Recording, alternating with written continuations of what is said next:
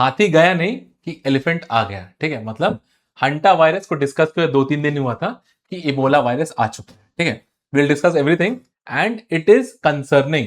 Hanta virus was also concerning, Ebola virus is also very much concerning. बस India पे इसका impact कम होगा। News समझिए, देखिए ये news, epidemic of Ebola disease, मतलब WHO ने इबोला को एक पैंडेमिक नहीं घोषित किया है पर एपिडेमिक घोषित कर दिया है। PHEIC पब्लिक हेल्थ घोषित कर दिया है। आगे देखिए, ये है एक microscopic image of Ebola virus, बस रेफरेंस के लिए ये इमेजेस है। न्यूज में ये आ रहा है कि इट इज अ वायरस जो, बस एक ही दिक्कत है, फेटालिटी रेट बहुत ज्यादा है इसका। Fatality rate is approximately 50% and plus, मतलब 10 में से अगर 10 लोगों को ये वायरस इन्फेक्ट करता है तो बहुत ज्यादा चांस है कि 5%, 5 लोगों से ज्यादा लोग मर जाएंगे इसमें। न्यूज पढ़िए, क्यों लोग इससे इतना डरते हैं? सारी जनता, इनफैक्ट WHO सारे इतना डरते क्यों है? क्योंकि 2014 में भी ये वायरस ने अपना इंपैक्ट, आक्रमण दिखाया था। 2014 में लगभग 11,000 कंफर्म्ड डेथ केसेस हुए थे, 11,000 कंफर्म। और ये प्रॉपर WHO का ही पेज है, इसमें देखिए, outbreak with over 28,000 cases and more then 11,000 deaths. मतलब एक स्पीशीज है, जैसे हर एक वायरस का, कोरोना वायरस का बहुत सारे वेरिएंट्स आते हैं ना, वैसे इबोला वायरस के बहुत सारे वेरिएंट्स हैं। और 2014 में एक वेरिएंट था जायर का, वो एक एरिया का भी नाम है। उस टाइम 11,000 डेथ हुआ है और दैट इज वाई इसका इतना खौफ है सारी दुनिया में। और ये वापस से न्यूज में है। He is the director of WHO, आपको पता होगा। ही हैज सेड कि declared Ebola virus outbreak in Congo and Canada and Uganda, sorry not Canada, as public health emergency of international concern, PHEIC। इसमें यही बोला गया है, अगर आप देख सकते हैं तो। क्राइटेरिया फॉर पैंडेमिक क्या है, ठीक है, इन्हें पोस्ट बस पोस्ट करते हैं वो, that is also not important. समझिए, हु declares Ebola outbreak a global health emergency, जो भी जानना होगा सब सेम न्यूज। हु सेज, हु मतलब WHO says Ebola outbreak in DRC, Democratic Republic of Congo and Uganda in emergency, same news. Ebola outbreak in Congo, Uganda, ठीक है। अब कहानी पे आओ, ये है हिस्ट्री क्या है इबोला का, एक एक करके हिस्ट्री से आज तक। ये आज का डिजीज नहीं है, ये लगभग 50 साल पहले सबसे पहला बार 1976 में खोजा गया था। इन्वेंट नहीं किया गया था, खोजा गया था। और कुछ डॉक्यूमेंटेशन ये भी कहते हैं कि ये डिजीज है लगभग 5,000 10,000 साल पुराना है। बस इंसान के ऊपर जो कॉन्टैक्ट हुआ ना, जो हम आगे देखेंगे, ये बैट्स में, चमगादड़ समझते ना, चमगादड़ में इनहेरेंट मिलता है। मतलब ये चमगादड़ में अच्छे से रहता है, बस चमगादड़ को ना मारता है ना इंपैक्ट करता है ये। पर इंसानों के साथ इसका इंटरेक्शन 1976 में चालू हुआ। कहां पे? इबोला करके एक नदी है, आगे हम दिखाई देता हूं, देखो ये है बड़ा सा डेमोक्रेटिक रिपब्लिक ऑफ कॉन्गो। यहां पे आपको कॉन्गो नदी दिख रही है, और ये ऊपर सा जो ये दिख रहा है ना, tributary of Congo, that is Ebola river. ये 2014 में, उससे पहले यहां मिलता था। अभी 2026 में ये यहां छोड़ के इस एरिया में आ चुका है। विल सी उसका इंपैक्ट भी आगे क्या है। That is it, Ebola river समझ में आ गया। दिक्कत ये है, ट्रांसमिशन रेट इसका थोड़ा बढ़ चुका है और there have been 80 plus confirmed deaths. 80 plus confirmed deaths मतलब लगभग 300 लोगों में ये पाया गया, उसमें से 80 लोग, दैट इज 1/3 या 1/4 के आसपास लोग मर चुके हैं। ये है कहानी, ठीक है। This is the river. उस टाइम एक और चीज बस बता दे रहा हूं, जब 2014 में 11,000 डेथ हुए थे ना, उसका एक मेजर रीजन था हॉस्पिटल। जो लोग इनका केयर कर रहे थे ना, उनकी मौत का कारण भी इबोला ही बना। For example, it is not a highly contagious disease, पर इसका जो ट्रांसमिशन होता है ना, वो बहुत ज्यादा सटने से होता है। पर डॉक्टर्स, नर्सेज, उनका काम क्या है? पेशेंट्स के पास बहुत क्लोज प्रॉक्सिमिटी में रह के उनकी सेवा करना। तो उस वजह से उनका doctors and nurses for face extreme vulnerability despite PP. समझ गया ना? तो उस टाइम 2014 में डॉक्टर्स, नर्सेज का जो हेल्थ केयर फैसिलिटी वाले लोग होते हैं ना, उनकी भी बहुत ज्यादा जाने गई थी। Important point, it is not airborne, जैसे बहुत सारी डिजीजेस हवा से फैलती, it is not at all airborne.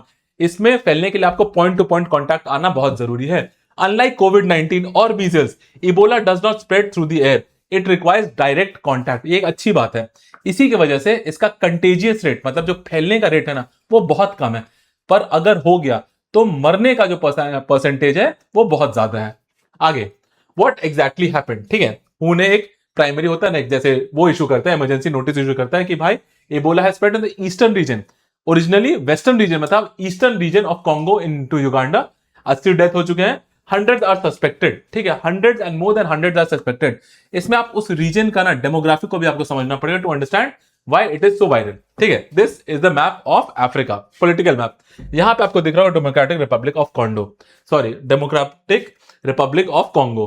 ये है उसी का मैप। इस बार जो मिला है वो ये इतूरी करके प्रोविंस है, वहां का स्टेट समझ लीजिए, वहां का डिस्ट्रिक्ट समझ लीजिए, वहां पे मिला। उससे पहले मिला था इस साइड। अब यहां मिलना इस दिक्कत नहीं है, दिक्कत ये है ये सटता है आपका उसके बाजू वाले स्टेट से जो है युगांडा। और युगांडा में फॉर्चुनेटली एक इंटरनेशनल एयरपोर्ट है, कंपाला। अब देखिए इंटरनेशनल एयरपोर्ट होने का दो मतलब है, पहला अर्बन जगह होगा और दूसरा बहुत ही डेंसली पॉपुलेटेड होगा। आप एक जगह गांव में एक बीमारी फैलना या फिर रेगिस्तान में बीमारी फैलना अलग बात होती है, पर एक डेंसली पॉपुलेटेड जगह जहां एयरपोर्ट है और उस एयरपोर्ट से सारी दुनिया में आप जा सकते हैं, वो है कंसर्न की बात। सोच के देखिए, अभी यहां पे है ये रिवर आपको दिख रहा है ना, और ये एग्जाम के लिए याद रखिएगा, lake Albert is the dividing between democratic Republic of Congo and Uganda. अब इस एयरपोर्ट से आप दुनिया में कहीं भी जा सकते हैं, और अफ्रीका की दशा ऐसी नहीं है कि वहां उतना ज्यादा हाई सर्वेलेंस, हाई सिक्योरिटी रहे। ठीक है, ये है कॉज ऑफ कंसर्न। अच्छे से बेटर दिख रहा है यहां, इतूरी प्रोविंस, लेक एल्बर्ट और युगांडा। अब ये देखो दिक्कत कहां से आती है। हु ऑल्सो वांट दैट, ये हर बार की कहानी है, ठीक है, कि जो एक्चुअल नंबर्स हैं it's not related to Ebola virus. आप क्राइम रेट पढ़ लो, एजुकेशन रेट पढ़ लो, जो लिटरेसी रेट पकड़ना पकड़ लो, जो एक्चुअल नंबर्स होते हैं ना वो हमेशा कम दिखाए या बतलाए जाते हैं। उसके बहुत सारी रीजन, क्योंकि लिमिटेड टेस्टिंग होती है। दूसरा, many people do not seek treatment. Ebola का एक दिक्कत है, एक नहीं बहुत सारी दिक्कत है। जो बड़ा दिक्कत ये है ना कि जो स्टार्टिंग में उसका सिम्टम होता है वो नॉर्मल हेडेक है, फीवर है, वॉमिटिंग है, तो लोग इसे ऐसे ही अनदेखा कर देते हैं। पर जब इसका मेजॉरिटी होता है ना, सीरियस टाइम आता है ना, तब दिक्कत देता है। तो starting many people do not seek treatment, उनको लगता है फीवर है, नॉर्मल चीजें हैं, उससे दिक्कत आती है। उसका सिक्योरिटी चैलेंजेस, सिक्योरिटी चैलेंजेस का मतलब है पूरा अफ्रीका में आधा टाइम जंग चलता रहता है, सिविलियन वॉर चलता रहता है। उसके बीच में आप चाह रहे हैं इतना बड़ा हेल्थ प्रोटेक्शन किया जाए, नहीं किया जा सकता है। और डेमोक्रेटिक रिपब्लिक ऑफ कॉन्गो और युगांडा में भी ये दिक्कत है। लास्ट, डेथ इन कम्युनिटीज में नेवर बी रिपोर्टेड। अब बहुत सारी बीमारियां फैली हुई हैं, बहुत सारे ट्राइबल्स के बीच में बीमारी फैली हुई है। अगर किसी का अनफॉर्चुनेटली डेथ हो जाता है और वो डॉक्टर मेडिकल असिस्टेंस नहीं लेता है, तो कभी पता ही नहीं चल सकता वो डेथ इबोला की वजह से हुई थी या किसी और की वजह से हुई थी। ठीक है, ये है व्हाट इज इबोला। अब साइंटिफिक डेफिनेशन, सबसे पहले इट बिलोंग्स टू फ्लीवोर्डी फैमिली। ये एक फैमिली है वायरसेस की, नॉट इंपॉर्टेंट। ठीक है, जैसे अभी हमने हंटा वायरस किया था, वो भी एक फैमिली ऑफ वायरसेस था, उसमें ये है। It is severe viral haemorrhagic fever, haemorrhagic fever. फिर जूनोटिक डिजीज, जूनोटिक डिजीज हम देखें, जूनोटिक डिजीज का मतलब होता है जो जानवर से इंसान में फैल पाए। ठीक है, अब लास्ट हंटा वायरस भी ये था, जानवर से इंसान में फैल पाए। आगे, highly contagious but among the most deadly infection disease. ठीक है, हाईली कंटेजियस ओनली व्हेन, जब कॉन्टैक्ट एकदम क्लोज है, एयरबॉर्न नहीं है। ठीक है, zoonosis can be transmitted from animals to humans, और initial source for infection include bats. ये याद रखिएगा कि बैट्स के अंदर ये अच्छे से रहते हैं, बस बैट्स को कभी मारते नहीं है। नॉन ह्यूमन प्राइमेट्स और last contact with infected wild life. मान के चलिए एक बैट है, नेक्स्ट इमेज में, हाँ, बैट में वो अच्छे से रहते हैं। The virus naturally infects bat population, पर बैट को किसी वजह से भी किसी जानवर ने मार दिया, खा लिया, टच कर लिया, फिर वो जानवर को इंसान ने, हम तो खेलते ही है जानवर के साथ, इंसान ने टच वच कर लिया तो फिर इंसान को फैलेगा। और last stage which is the most concerning phase, जब इंसान से इंसान में कॉन्टैक्ट चालू हो जाए, ट्रांसमिशन चालू हो जाए। आगे, व्हाट इज साइंटिफिक, जैसा हमने कहा कि इसका एडवांस सिम्टम्स इज डेंजरस, पर जो प्राइमरी सिम्टम है ना, जहां पे मेजॉरिटी चांस होता है कि वो बच जाए, क्योर हो पाए, उस टाइम कोई ध्यान नहीं देता है। क्योंकि normal fever, normal headache, normal vomiting, normal nausea, आपको हर चीज लगेगा हाँ वायरल जैसा है। पर जब एडवांस सिम्टम आता है तो vomiting, diarrhoea, skin rashes, bleeding gums, blood vomiting, ये सब जब चालू होता है तो फिर people start to take it seriously, पर most of the cases it is always too late. आगे पढ़िए, why is this outbreak extremely dangerous. सारी दुनिया को जैसे पता है कि इबोला का कोई वैक्सीन नहीं है, I am correcting right away. जो सबसे इससे प्रीवियस जो सबसे डेंजरस था ना, विच वॉज जायरेगा, इसका वैक्सीन बन चुका है, I will show in the last time. But अब जो ये वायरस नया वाला आया है, Bundi, sorry for the pronunciation, Bundibugyo virus, इसका वैक्सीन अभी नहीं है, इसीलिए और आक्रामक और खतरनाक हो चुका है। फिर से क्लियर कर दे रहा हूं, जायरे वायरस जिसके वजह से पिछले बार 11,000 से ज्यादा डेथ हुई थी, उसका वैक्सीन बन चुका है। ठीक है, आगे, अब सबसे important, it is not a pandemic. पहले क्लियर कर दो, डिफरेंस होता है, समझिए। WHO ने कहा है it is a public health emergency of international concern, मतलब सारी दुनिया को इस पे गौर करने की जरूरत है, सारी दुनिया को इस पे बात करने की, बैठने की और इस पे एक्शन लेने की जरूरत है। बट स्टिल पैंडेमिक नहीं है, कोरोना वाला टाइम वापस नहीं आ रहा। फॉर पैंडेमिक का सिंपल मतलब होता है कि लॉकडाउन लाने की जरूरत नहीं है और ट्रैवल रिस्ट्रिक्शंस करने की बिल्कुल जरूरत नहीं है, अपने आप को सारी दुनिया को पिंजरे में बांधने की अभी जरूरत नहीं है, यही बोला जा रहा है। ठीक है, it is WHO saying it is the highest level of legal emergency classification, highest level मतलब इसके बाद पैंडेमिक ही हो सकता है, अभी अगर रोक दिया जाए तो ठीक है। आगे इसका मतलब the disease poses serious threat that can affect multiple countries. जैसे हमने देखा डेमोक्रेटिक रिपब्लिक ऑफ कांगो से युगांडा में फैला और युगांडा से बहुत जगह फैल रहा है बिकॉज युगांडा में एक इंटरनेशनल एयरपोर्ट है। A coordinated international response is essential to prevent and protect the rest of the world from now. Emergency funding, ये तो नॉर्मल है भाई, कुछ भी बीमारी होती है पहले लोगों को बैठ के पैसा इकट्ठा करना है, ठीक है।